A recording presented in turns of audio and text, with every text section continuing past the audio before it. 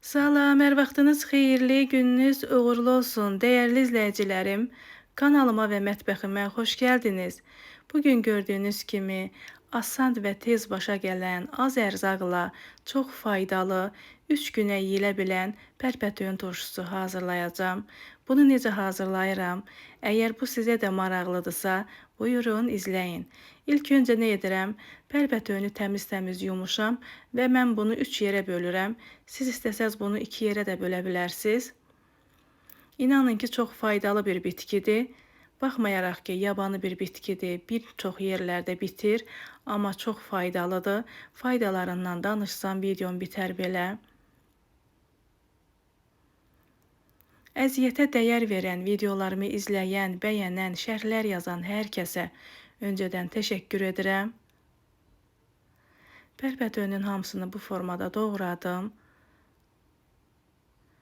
Və litr yarımlıq banka götürmüşəm. Bankamıza ilk öncə quru şüyüd əlavə edirəm. Quru şüyüd zövqə bağlıdır, əlavə etməyə də bilərsiniz.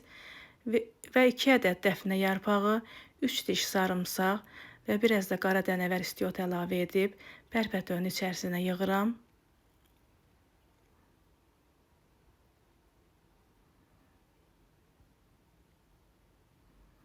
Pərpətöyün turşusunu bir neçə növdə hazırlamışam, səhifəmdə var. Çalışın pərpətöyünü yığarkən körpələrin yığın. Belə daha tez dəyir turşu, daha dadlı alınır.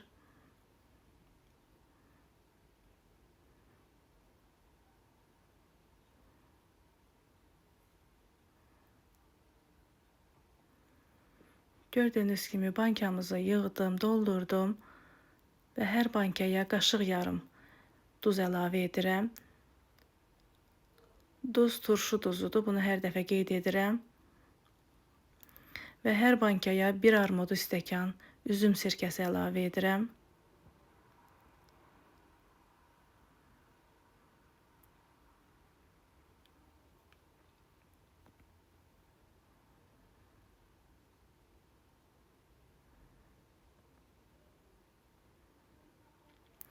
Və üzərinə qaynanmış qaynar su əlavə edirəm.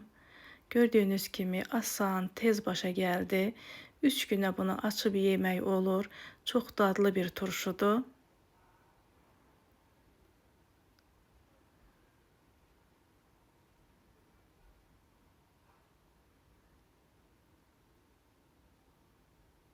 Qaynar suyu əlavə etdim və qapaqlarını bərk-bərk bağlayıram.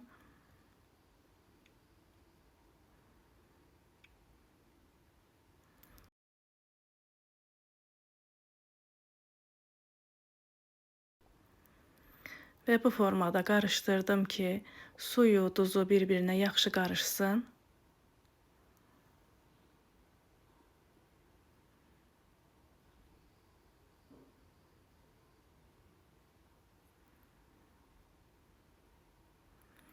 Artıq turşumuz hazır oldu. Bunu 3 gün saxlayıram. 3 gündən sonra açıb sizə də göstərəcəm.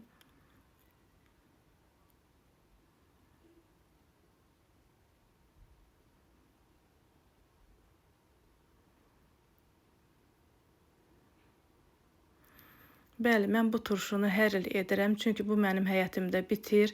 Hər il bundan istifadə edirəm, çox faydalı olduğu üçün. Artıq 3 gün keçdi, gördüyünüz kimi turşumuz hazırdır.